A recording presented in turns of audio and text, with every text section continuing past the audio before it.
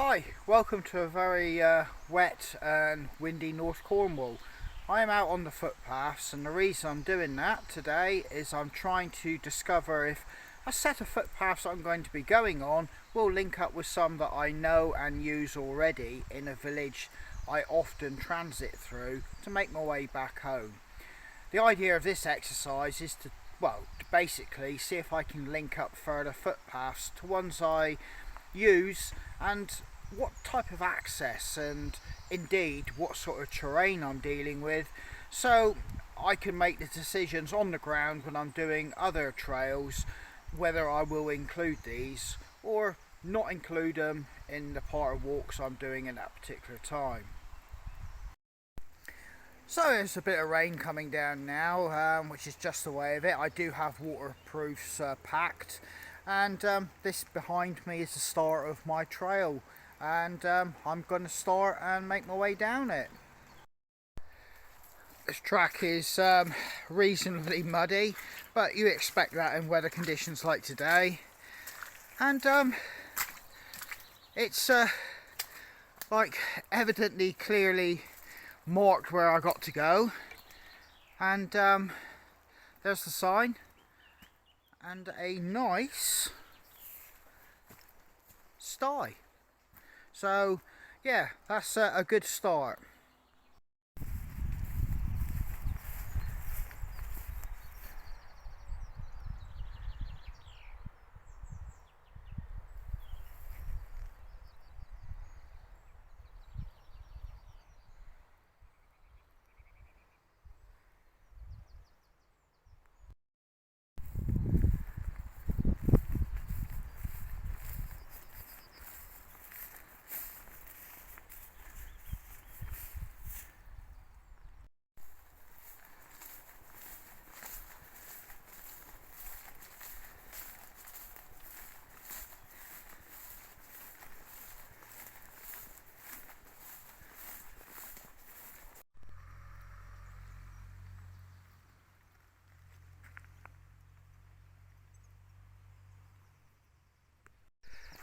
I've just crossed a very busy road there. It is work time after all, and everybody's making their way to work.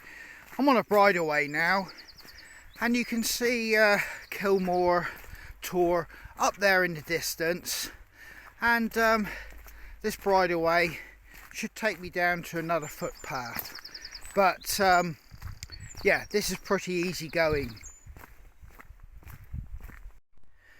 Now that's a pretty stunning view there of the tors of the high ground, and we're obviously descending down. This particular walk I'm doing, we won't be encroaching on the other side of the river and making our way up to those tors. We're basically skirting around this side of the valley. Well, I've just made it down that bridleway. I've come to a farm. You can hear the milking machines, they're doing milking.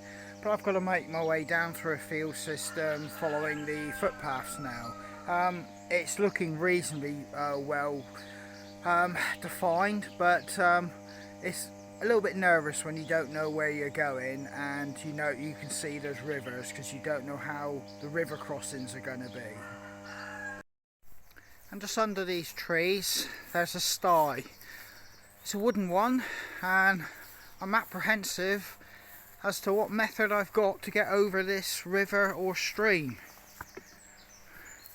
And I think I was overly thinking that, because it is literally a stream down there. I'll get over.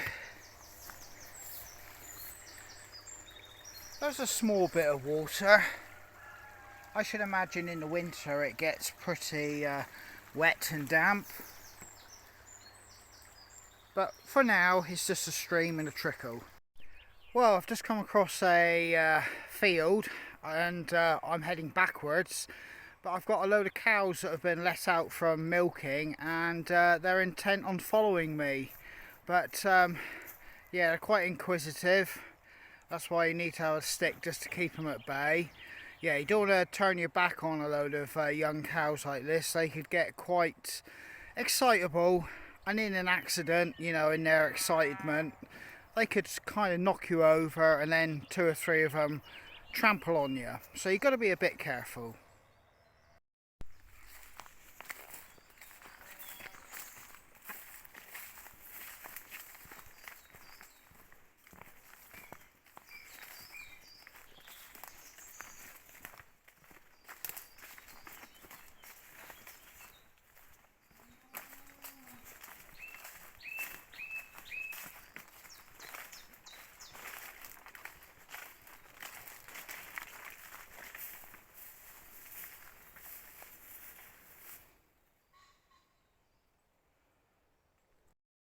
I've just come down there. I've come out here and I can see tracks where people have been walking, and I'm heading to a woodland. And there's tracks and a path up there. And the mappage is a little bit vague here, so I'm going to have to take a little bit of a guess. Yeah, and when you reach situations like this and you're out on the footpaths, it might mean you take a route and you have to double back on yourself as you find it being incorrect. I should know within a very short period of time, because I've got to be making my way into a woodland. Like I said, I can see, you know, trees and everything. It looks like a bit of a woodland, but it's how I get there in the correct manner that is the question. This is a bit of a rabbit warren of tracks and things. As you can see, there's another one there. I've just come up from there. You've seen all the tracks that I showed you just a minute ago. But I've just noticed, after searching around, I'm actually on the trail again now. So this is the correct way now. This is actually quite peaceful and calming. Just hear that little trickle of water. And we got the birds singing away. And I'm making my way down into a woodland now. Right, there's a sty here before I enter the woodland proper. But you can see at some point there was obviously a track for a horse and cart, or possibly, you know, very early tractors that probably accessed some part of this woodland. But we've got to go under that tree branch.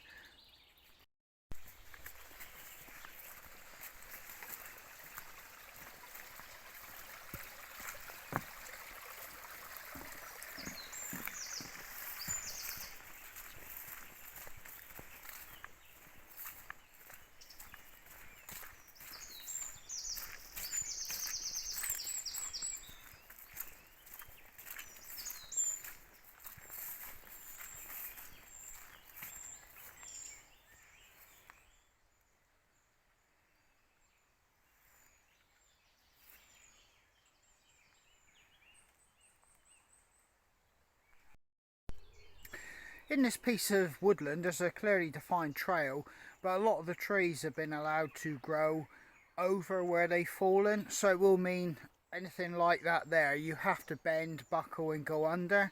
So, you know, you have to be able to perform some kind of minor gymnastics. And like I said, that's okay for somebody of a moderate ability, but anybody that may have any impairments may struggle, particularly in this woodland. And that was a charming little bit of a woodland walk there, and to be honest with you, that was one of the reasons I decided to do this today, because I just wanted to scope this bit of woodland out for any possibilities of possibly a wild camp while I'm out on the trail. So there are possibilities, but it's it's a damp one because it's sitting in, shall we say, the valley, and a lot of water is hanging about here. And you can see what I mean. There are possibilities here to get up onto, shall we say, possibly some higher ground, but there's a lot. This is a very low-lying, damp piece of woodland, but it's very enchanting all the same. Yeah, to give you an idea how wet it is here, you've got one bridge over a stream there. I'm stood on another one over a stream here, you go over a double set of styes here, and there's a stream just there. So that gives you a very clear indication on how wet it is in here. But I'm back out into agricultural fieldlands now.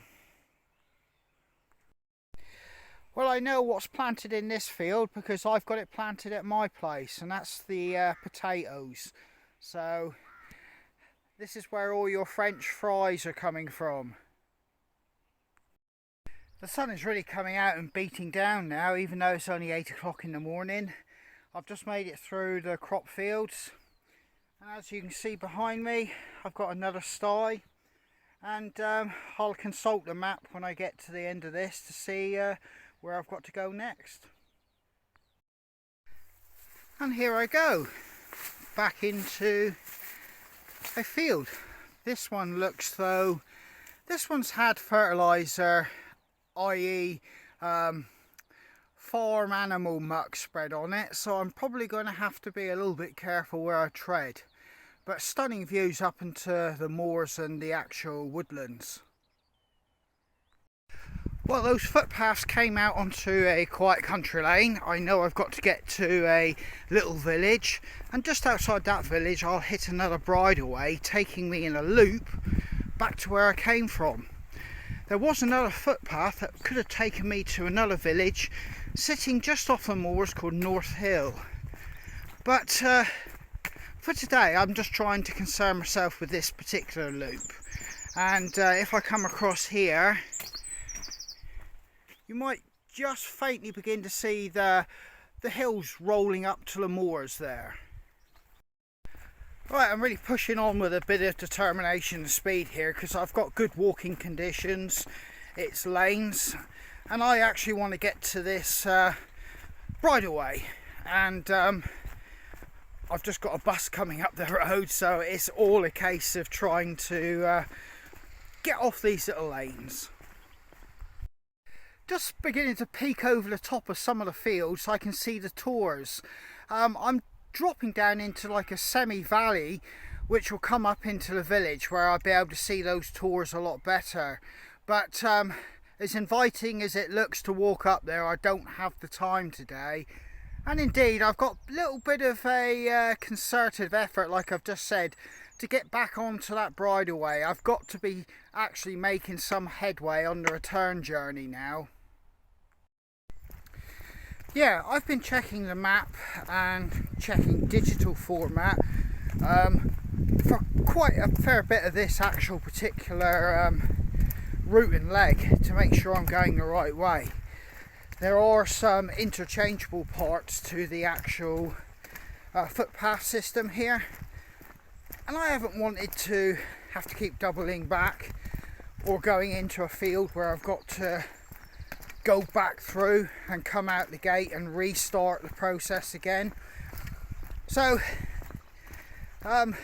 it's fun, but when you have allowed yourself a very short window of time, this is possibly putting a little bit more added stress on your map reading and your ability to gauge where you are. When I was in the army, I used to actually hate having to do map reading when you're under any real pressure.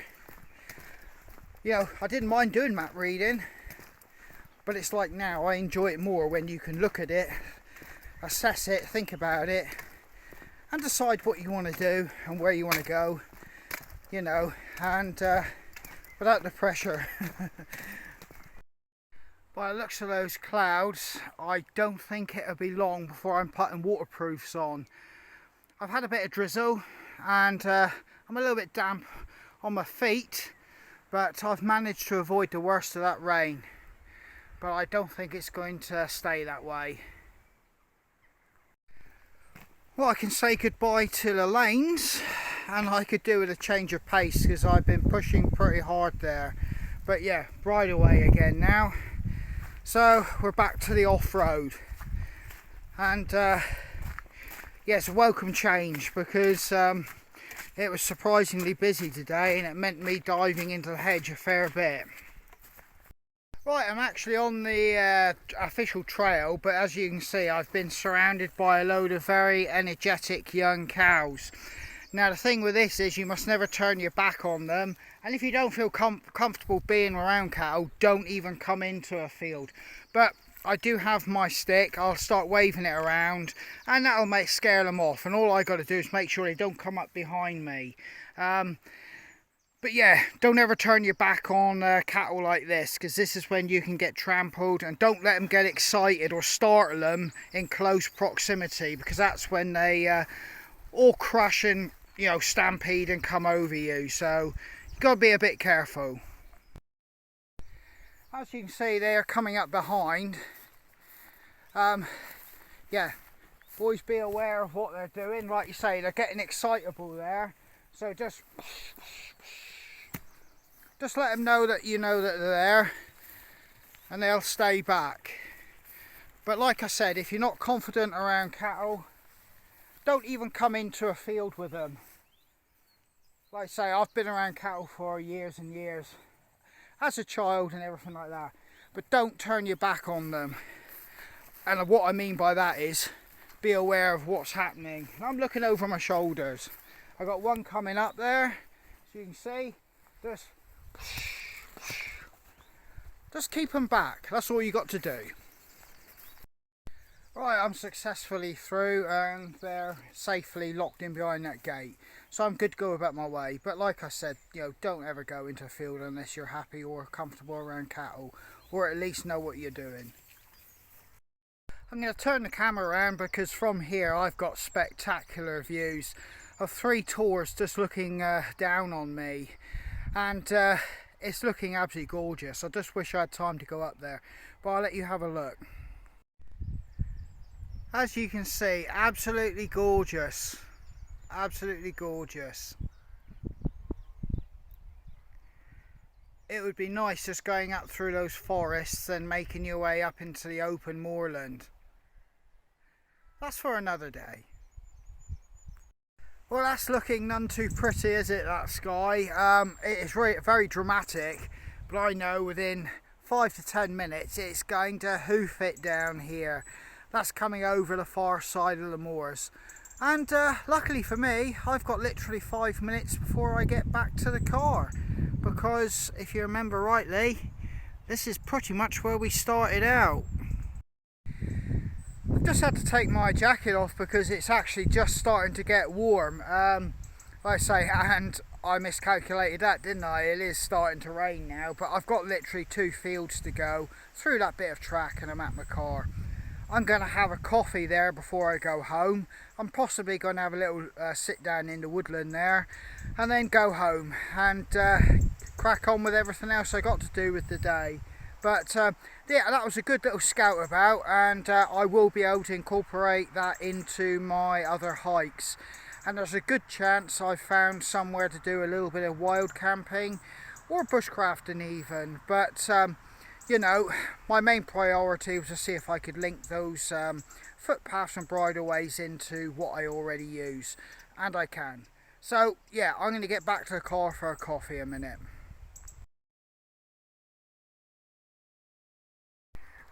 I've just got my coffee, I'm finishing it up, then I'm making my way home like I said. But just to recap about cattle, if you're on the footpaths, bridleways, trails, open moorlands, anywhere where there's cattle or animals of that agricultural nature that you don't feel safe or don't feel happy being around, or you're not experienced or knowledgeable to assess the situation for the dangers to yourself and others, don't go in or around them. I can't stress that enough. You're better off to turn around, find an alternative route, even if it takes you a lot longer, because cattle do kill, and cattle have killed experienced cattlemen and farmers and people that work with and around cattle.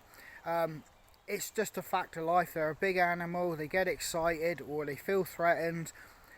They can do a lot of harm, and like I said, they can cause fatalities, and they do each year.